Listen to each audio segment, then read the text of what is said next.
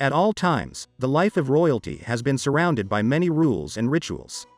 Almost everything was regulated from the order of serving food at the table, to the rules and traditions of the first wedding night. It is quite natural that no matter how great the ruler was during his lifetime, no matter how vast the territories he ruled over, no matter how many subjects he had in subordination, he was still a man. With all the advantages and disadvantages inherent in the body.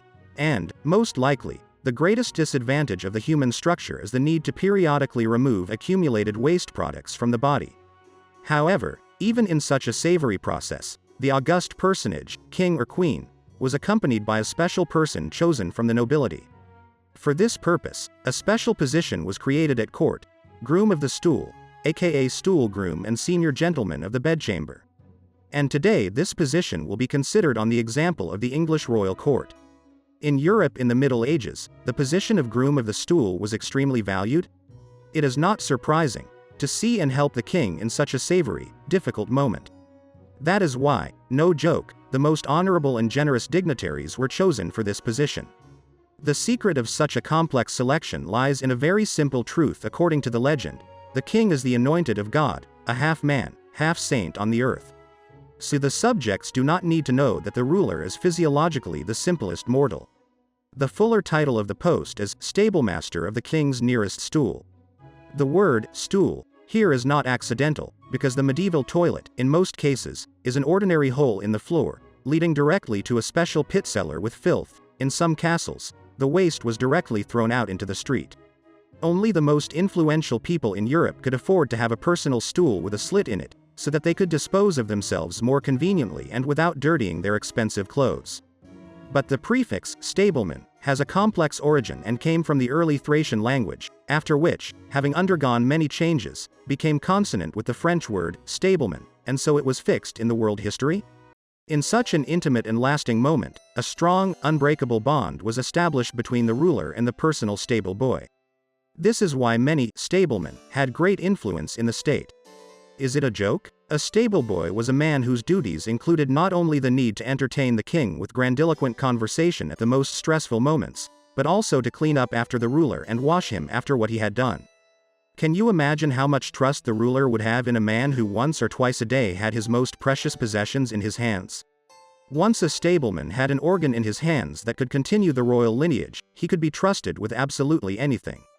Therefore, in the court of Henry VII, the Groom of the Stool additionally took responsibility for the state treasury and tax collection, and in the Tudor period. A stableman like Hugh Dennis, died 1511, left this world as one of the richest men in England. By the way, the management of the royal treasury gradually became a permanent part of the stableman duties. By the beginning of the Victorian era, the position had been significantly transformed and in addition to direct duties, meant to be a personal secretary to the ruler, so that no one at court would turn his tongue to call this position humiliating.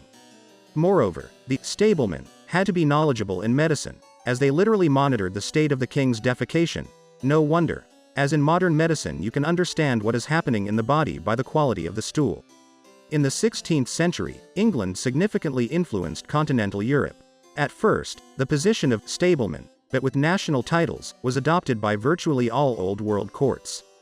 And it is a matter of course that when Elizabeth I came to power in England, the position was abolished in 1558, and the stablemen began to lose their influence throughout Europe, as it implied the presence of an exclusively male person.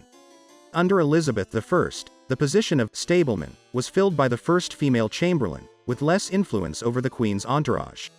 The English court was therefore the first to eliminate this important position of stable boy to the king, in view of the temporary absence of a male ruler from the throne. This does not mean that the high society had an immediate epiphany and from then on the august personages started to go to the toilet on their own.